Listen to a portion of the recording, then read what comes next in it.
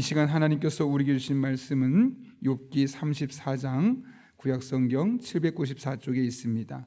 우리 먼저 드라마 바이블로 하나님의 말씀을 읽겠습니다. 제 34장. 엘리후가 말하여 이르되, 지혜 있는 자들아 내 말을 들으며 지식 있는 자들아 내게 귀를 기울이라. 입이 음식물의 맛을 분별한 같이 귀가 말을 분별하나니 우리가 정의를 가려내고 무엇이 선한가 우리끼리 알아보자. 욥이 말하기를 내가 의로우나 하나님이 내 의를 부인하셨고 내가 정당함에도 거짓말쟁이라 하였고 나는 허물이 없으나 화살로 상처를 입었노라 하니 어떤 사람이 욥과 같으랴. 욥이 비방하기를 물 마시듯 하며 악한 일을 하는 자들과 한패가 되어 악인과 함께 다니면서 이르기를 사람이 하나님을 기뻐하나 무익하다 하는구나. 그러므로 너희 총명한 자들아 내 말을 들으라. 하나님은 악을 행하지 아니하시며 전능자는 결코 불의를 행하지 아니하시고 사람의 행위를 따라 갚으사 각각 그의 행위대로 받게 하시나니 진실로 하나님은 악을 행하지 아니하시며 전능자는 공의를 굽히지 아니하시느니라. 누가 땅을 그에게 맡겼느냐? 누가 온 세상을 그에게 맡겼느냐? 그가 만일 뜻을 정하시고 그의 영과 목숨을 거두실진데 모든 육체가 다 함께 죽으며 사람은 흙으로 돌아가리라. 만일 내가 총명이 있거든 이것을 들으며 내 말소리에 귀를 기울이라. 정의를 미워하시는 이시라면 어찌 그대를 다스리시겠느냐? 의롭고 전능하신 이를 그대가 정죄하겠느냐?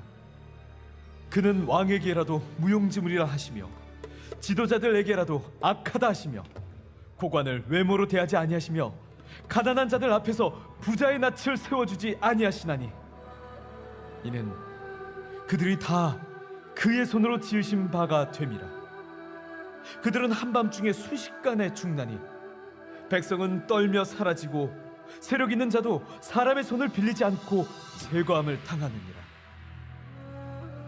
그는 사람의 길을 주목하시며 사람의 모든 걸음을 감찰하시나니 행악자는 숨을 만한 흑암이나 사망의 그늘이 없느니라.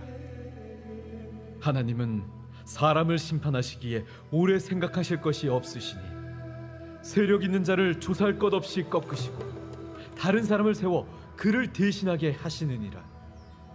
그러므로 그는 그들의 행위를 아시고 그들을 밤사이에 뒤집어 엎어 흩으시는도다. 그들을 악한 자로 여겨 사람의 눈앞에서 치심은 그들이 그를 떠나고 그의 모든 길을 깨달아 알지 못함이라. 그들이 이와 같이 하여 가난한 자의 부르짖음이 그에게 상달하게 하며 빈궁한 사람의 부르짖음이 그에게 들리게 하느니라. 주께서 침묵하신다고 누가 그를 정죄하며 그가 얼굴을 가리신다면 누가 그를 배울 수 있으랴. 그는 민족에게나 인류에게나 동일하시니 이는 경건하지 못한 자가 권세를 잡아 백성을 올가매지 못하게 하려 하심이니라. 그대가 하나님께 아뢰기를 내가 죄를 지었사오니 다시는 범죄하지 아니하겠나이다. 내가 깨닫지 못하는 것을 내게 가르치소서. 내가 악을 행하였으나 다시는 아니하겠나이다 하였는가? 하나님께서 그대가 거절한다고 하여 그대의 뜻대로 속전을 치르시겠느냐? 그러면 그대가 스스로 택할 것이요 내가 할 것이 아니니 그대는 아는 대로 말하라. 슬기로운 자와 내 말을 듣는 지혜 있는 사람은 반드시 내게 말하기를 욥이 무식하게 말하니 그의 말이 지혜롭지 못하도다 하리라. 나는 욥이 끝까지 시험받길 원하노니 이는 그 대답이 악인과 같음이라. 그가 그의 죄에 반역을 더하며 우리와 어울려 손뼉을 치며 하나님을 거역하는 말을 많이 하는구나. 아멘. 우리가 종종 사용하는 말 중에 첫인상은 잘 변하지 않는다라는 말이 있습니다. 그 사람의 첫인상 자체가 변하지 않는다는 것이 아니라 내가 누군가를 바라보고 이 사람이 이래라고 첫인상을 갖게 되면 그 첫인상이 우리의 생각을 많이 지배한다는 것이죠.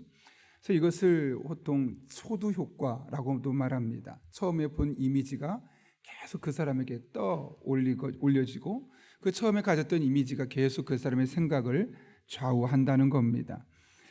그런 의미에서 우리가 어쩌면 처음에 가졌던 이 이미지들이 정말 옳은 것일 수도 있지만 한편으로는 옳지 않은 것일 수도 있기 때문에 우리가 처음에 가졌던 이미지를 계속해서 점검해 볼 필요가 있습니다. 처음에 가진 이미지가 온전한 그의 사람의 모습이 아닐 수 있기 때문에 그렇습니다. 오늘 본문의 말씀을 통해서도 이 같은 사실 우리가 다시 한번 확인할 수 있게 되는데요. 오늘 욥기 34장의 말씀은 엘리후의 이야기입니다. 그런데 오늘 본문의 엘리후의 말이 조금 특별한 것은 그동안 이 욥의 친구들은 욥과 1대1로 욥에게 직접 말을 했고 또 욥에게 직접 이야기를 들었습니다. 그런데 오늘부터는 이번에는 이 욥의 친구들 그중에 엘리후가 이 욥의 이야기를 욥에게 직접 하는 것이 아니라 주변에 있는 사람들에게 하고 있음을 보게 되죠. 1절을 보면 이렇게 되어 있습니다.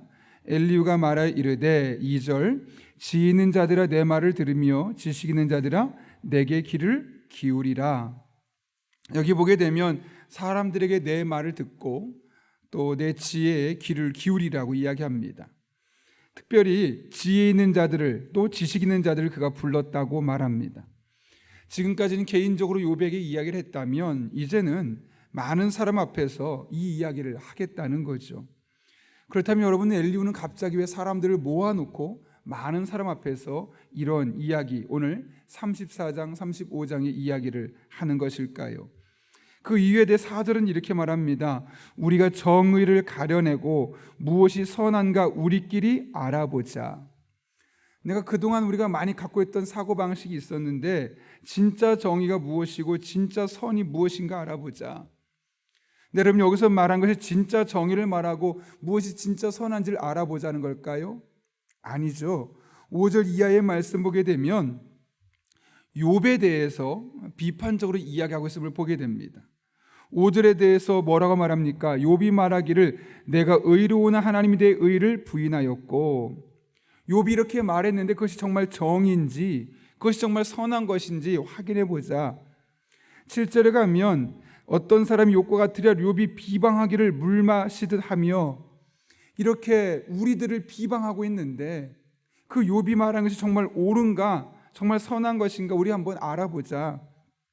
8절에 보게 되면 악한 일을 하는 자들과 한패가 되어 악인과 다니며 하나님을 기뻐하는 것이 무익하다고 말하는 그 욥을 보며 진짜 무엇이 정의고 무엇이 선한가 알아보자. 이게 무슨 말이겠습니까? 나와 우리 세 친구와 욥 사이를 판단하고 누가 더 선한 사람 같은지, 누가 더 옳은 사람 같은지 지혜로운 사람들, 지식 있는 여러분들이 재판관이 되어 주십시오 라는 이야기입니다. 그동안 욥과 여러 차례 이야기를 나누면서 서로 감정적으로 치닫게 되어지고, 이젠 둘만의 대화, 아니 욥과 그 세 친구들의 대화로 끝나는 것이 아니라 주변에 수많은 사람을 불러놓고 누가 옳은가 보자 라고 이야기를 하고 있는 것이죠. 그러면서 이제 10절부터 30절까지의 말씀에서 다시 한번 말하는 겁니다. 인과응보의 원리. 욥이 이렇게 고난을 당하는 거, 그거 그냥 이런 일이 일어난 거 아니다. 반드시 욥에게 어떤 문제가 있었고 그 문제로 말미암아 이런 일들이 일어난 게 된 것이다. 11절 하나님이 사람 행위를 따라 갚으사 각각 그의 행위대로 받게 하시나니, 이렇게 구체적으로 이야기하고요. 계속해서 21절을 보면 그는 사람의 길을 주목하시며 사람의 모든 걸음을 감찰하시나니, 26절 그들을 악한 자로 여겨 사람의 눈앞에서 치심은 그들이 그를 떠나고 그의 모든 길을 깨달아 알지 못함이라. 이 모든 일을 이야기하는 이유가 무엇 때문입니까? 다 욥이 이런 일을 했기 때문이다. 욥 자체가 지금 여기 보게 되면 하나님이 그의 행위대를 따르게 보게 되면 이런 벌을 받을 만한 사람이고, 또 하나님이 그의 길을 모든 길을 감찰하시고 나서 욥에게 내린 판단이며, 욥이 이렇게 악한 자를 친 것, 하나님이 치신 것은 다 그 욥이 평상시에 잘못했고 하나님을 떠났고 하나님이 하는 일을 깨달아 알지 못했기 때문에 영적으로 답답한 사람이기 때문이다. 이런 식으로 그동안 욥과 싸웠던 그 논리들을 가지고 수많은 사람 앞에 집중적으로 욥을 공격하고 있는 그 엘리후의 모습을 우리에게 보여주고 있는 겁니다. 그러면서 31절부터 마지막 36절까지 해서 욥에게 대해서 어떤 판단을 내리고 있습니까? 36절인데요. 나는 욥이 끝까지 시험 받기를 원하노니, 이게 무슨 말이겠습니까? 욥은 좀 더 고생해 봐야 돼. 지금 자기가 얼마나 잘못하고 있는지 알지 몰라. 더 힘들어 보고 더 어려워 보고 내가 얼마나 잘못했는지 알아야 돼 라는 표현을 하고 있음을 보게 됩니다. 그리고 35절 제가 건너뛰었지만 욥이 무식하게 말하니 지혜롭지 못하다. 욥을 무식하다고 말하고 지혜롭지 못하다고 말하고 그는 끝까지 시험을 받아야 된다 라고 이야기를 하고 있는 겁니다. 여러분, 그런데 이상하지 않습니까? 지금 엘리후가 누구입니까? 이 욥이 고통을 당할 때 그 먼 길을 한 걸음에 달려와서 가장 먼저 욥의 마음을 헤아리려고 했었던 그 세 친구 중에 하나입니다. 그런데 이런 친구가 왜 이렇게까지 욥에 대해서 말하는 걸까요? 무식하다, 지혜롭지 못하다, 끝까지 시험받을 만한 사람이다. 이젠 위로하는 것이 아니라 오히려 욥을 집중적으로 공격하며 욥 나쁜 놈 이렇게 대대적으로 선전하고 있음을 우리는 알게 되는 것 아니겠습니까? 무엇보다 욥이 끝까지 시험 받기를 원한다라는 말은 매우 충격적이기까지도 합니다. 왜 이렇게 하는 것일까요? 우리는 엘리후의 말을 통해 이렇게 하는 이유를 알 수 있습니다. 여러분, 36절과 37절에서 뭐라고 말합니까?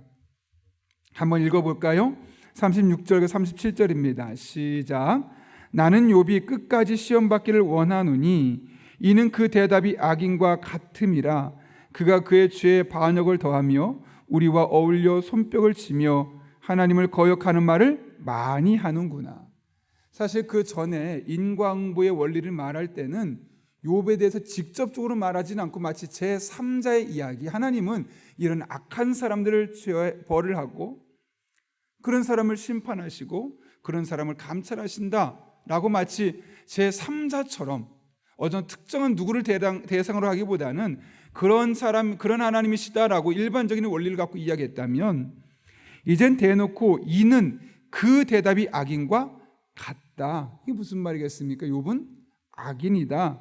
37절, 그의 죄에 반역을 더하며 우리와 어울려 손뼉을 치며 하나님을 거역하는 말을 많이 하는구나. 욥에 대해서 아주 부정적인 면을 이제 직접적으로 그라는 표현을 통해서 욥을 지적하고 있음을 보게 되는 것이죠. 엘리후는 욥을 악인으로, 나쁜 사람으로 낙인을 찍어 버렸던 겁니다. 그래서 어쩌면 이런 말도 할 수 있었던 겁니다. 그래, 너 욥은 내가 사실 친구라서 너를 위로하러 왔지만 너는 악인이야. 하나님을 반역하는 자야. 하나님을 거역하는 말을 많이 하는 사람이야. 그의 머릿속에 욥에 대해서 악인이라고 낙인을 찍어 놓기 시작하니 그에 대해서 이제 모든 것이 부정적으로 보이기 시작하는 겁니다. 여러분, 우리가 누군가를 어떤 형태로 낙인을 찍는다는 것은 매우 위험한 일입니다. 왜냐하면 그렇게 낙인을 찍어 놓으면 그 모습으로 그 사람이 보이게 되어 있기 때문에 그렇습니다. 이를 일컬어 낙인 효과라고 말하는데요, 이 낙인 효과가 무엇이냐면 어떤 사람을 저 사람은 나쁜 사람이야 라고 한번 낙인을 찍어 놓으면 그 사람에 대한 부정적인 생각은 시간이 지나도 변하지 않는다는 겁니다. 아무리 선한 일을 하고 아무리 좋은 일을 해서 그 사람이 많이 변화되었어도 저 사람은 나쁜 사람, 악인이야, 이렇게 한번 낙인을 찍어 놓은 걸 가지고 그 사람을 판단하게 뒤어 있다는 것이죠. 그것이 비록 나쁜 일을 떠나서 저 사람은 이런 사람이야, 저 사람은 이런 속성 갖고 있어라고 한번 판단을 내리면 모든 판단의 기준이 내가 찍어놓은 낙인이 되는 겁니다. 그래서 이 낙인 효과가 아주 무서운 것이 뭐냐면, 그렇게 한번 낙인을 찍어 놓으면 그냥 낙인을 찍고 끝나는 것이 아니라 그 상대방은 점점 그런 사람으로 바뀌어 간다는 거죠. 예컨대 한 어린아이를 두고 한번 남의 물건을 훔쳤다고 해서 너는 도둑이야, 나쁜 놈이야 라고 낙인을 찍어 놓고 볼 때마다 그런 눈초리로 그 아이를 보기 시작하면 처음엔 아이가 불편하지만 시간이 지나면 지날수록 정말 진짜 도둑이 되어간다. 이것이 바로 낙인 효과가 주고 있는 메시지입니다. 실제로 그런 영화가 있습니다. 보이 A라는 영화가 있는데요, 10살에 의도적이지 않게 살인이라는 죄를 지은 어린 소년이 하나 있습니다. 그런데 이 10살의 사람을 죽였는데 무려 14년이라는 그런 형벌을 받게 되는 거죠. 그래서 14년 동안 교도소에 수감됐다 24살이 되어서 이제 그 아이가 나오게 되었습니다. 실화인데 그 아이가 나오고 났는데 보이 A라는 자기 이름으로 살아가려면 많은 사람이 알아차릴 수 있으니까 이름을 잭이라는 이름으로 개명을 했습니다.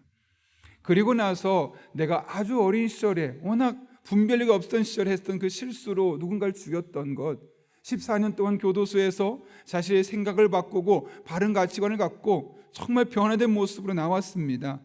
새 직장을 갖게 되고 그곳에서 많은 사람에게 인정을 받게 되고 그렇게 새로운 여자친구도 만나게 되고 그렇게 행복한 나날이 그의 시간 속에 계속하게 되었던 것이죠. 그러는 어린 시절에 교도소에 들어갔고 14년 동안 교도소에 생활했다는 사실을 잊어버릴 정도로 행복한 시간을 보내고 있었습니다. 그러나 어느 날 길을 지나가다가 교통사고가 크게 났고 그 교통사고가 난 현장에서 한 여자아이가 힘겨워하고 잘못하면 죽을 수 있는 상황을 보고 그 아이를 건져내서 그 아이를 구출해냈습니다. 그 사실이 대대적으로 알려지게 되었고 전국적으로 방송이 되면서 그 보이 A라는 친구는 이제 그 나라의 영웅이 된 겁니다. 아무도 뛰어들지 않는 그곳에 달려들어서 어린 소녀를 구출한 영웅. 그렇게 많은 사람들이 그를 칭찬하기 시작합니다. 그런데 문제는 그러면 이제 방송에서 한 번 방송하면 괜찮은데 도대체 이 사람은 누구인가 하면서 심층적으로 그 사람을 찾아 들어가기 시작합니다. 그러다 그 사람의 이름이 잭이 아니라는 사실을 알게 되고 보이 A라는 사실을 알게 되고 알고 보니 10살이라는 어린 나이에 누군가를 죽였다가 무려 14년 동안 감옥에 수감되었다 나왔던 사람이라는 사실을 알게 됩니다. 재미있는 사건이 무엇인지 아십니까? 사람들이 그와 너무 친밀한 사람, 편안한 사람, 착한 사람, 그리고 교통사고에서 죽을 뻔한 사람을 살린 영웅으로 알고 그와 함께하려 했던 사람들이 태도가 냉담해집니다. 그리고 회사에서 그를 밀어내기 시작했고 그를 아는 사람이 그를 피하기 시작하는 겁니다. 왜요? 그는 살인자야 라고 낙인을 찍어버리니까 이제는 모든 게 살인자의 시각으로 보이는 겁니다. 그가 14년 동안 얼마나 새로운 사람으로 바뀌었는지 보이지 않습니다. 그 과거의 오래전 모습으로 그를 보기 시작하고 얼마 전에 영웅이라고 치하했던 그가 과거의 전과자로의 모습으로 보이기 시작하면서 점점 공동체에서 멀어지고 점점 그는 사람들과의 관계에서 소외될 수밖에 없었다는 것이죠. 저는 그 보이 A라는 영화의 스토리를 보고 나서 참 마음이 아팠습니다.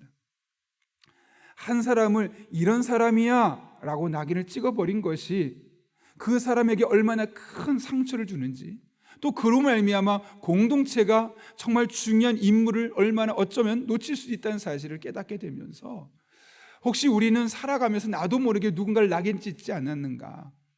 뭐 범인이야, 나쁜 사람이야 정도는 아니더라도 저 사람은 이런 사람이야, 저 사람이 이런 속성 갖고 있어, 저건 어차피 고쳐지지 않아 라고 말하면서 부정적인 모습으로 본 것이 그 사람을 볼 때마다 나도 모르게 영향을 끼치진 않았는가?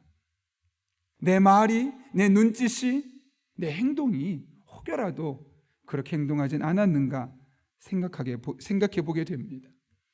이것이 바로 낙인 효과입니다. 여러분, 오늘 엘리후가 욥을 어떤 사람으로 보았습니까? 악인이다라고 아예 대놓고 이야기하기 시작합니다. 그는 죄의 반역을 더하며 하나님을 거역하는 말을 많이 한다. 왜요? 악인이니까요. 그러니까 그는 끝까지 시험받아서 완전히 이 악의 뿌리가 뽑혀야 된다 라고 이야기하고 있는 겁니다. 저 사람은 이런 사람. 그런데 여러분, 기독교는 낙인 찍는 종교가 아닙니다. 오히려 그 찍혀있는 낙인까지도 지워줄 줄 아는 종교가 되어야 하는 것이죠. 오래전에 주홍골 씨라는 영화도 있지 않습니까? 아마 여러분 영화로도 많이 보셨을 텐데요. 그 이마에다가 간음했다는 표시를 사람 앞에 낙인을 찍어버리는 겁니다. 한번 실수, 물론 간음이 정말 큰 실수죠. 어쩌면 나쁜 죄악이기도 하죠.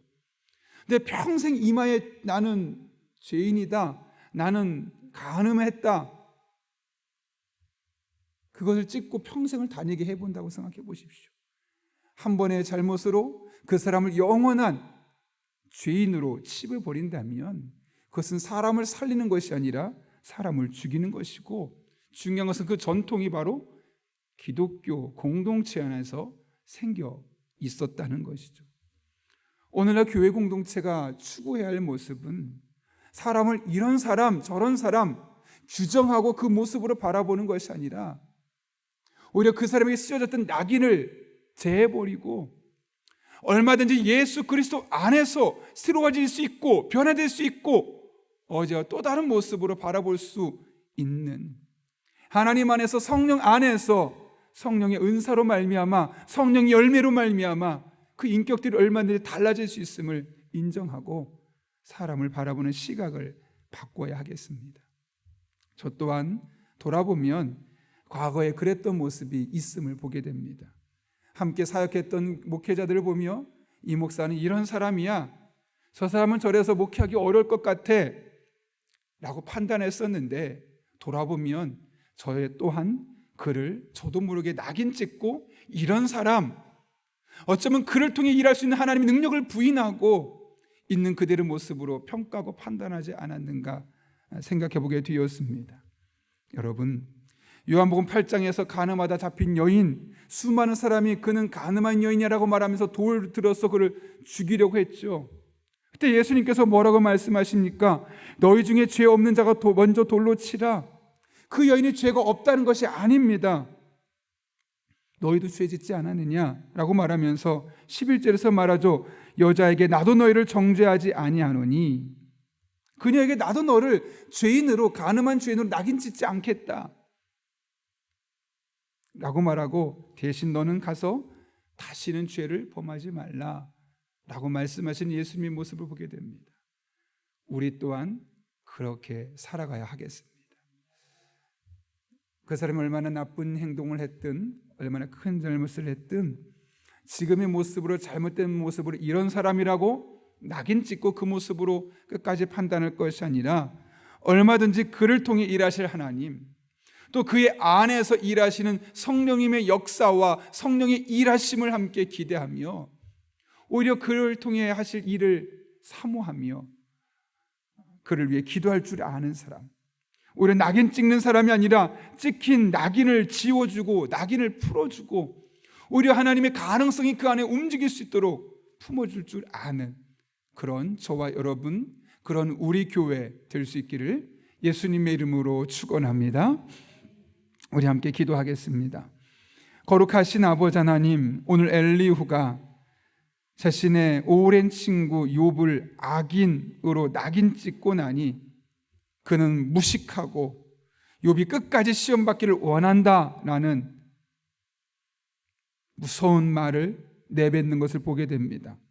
혹시 우리 또한 우리도 모르는 사이에 이 사람은 이런 사람, 저 사람은 저런 사람 낙인을 찍어놓고 그렇게 사람을 보진 않았는지를 돌아봅니다. 내 남편을, 나의 아이들을, 그렇게 내 아내를 보진 않았는지 돌아보고 오늘 이 시간부로 낙인 찍인 것을 풀고 오히려 그 안에 일하실 하나님의 역사를 기대하며 그가 성령의 충만한 사람으로 변화되기를 사모하고 기대할 줄 아는 믿음의 사람들 되게 하여 주옵소서. 그래, 내가 먼저 변하고 우리 가족이 변하고 그렇게 우리 공동체가 변하고 우리 교회로 말미암아 지역사가 달라지는 놀라운 은혜가 오늘 임하게 하여 주옵소서. 예수님의 이름으로 기도하옵나이다. 아멘.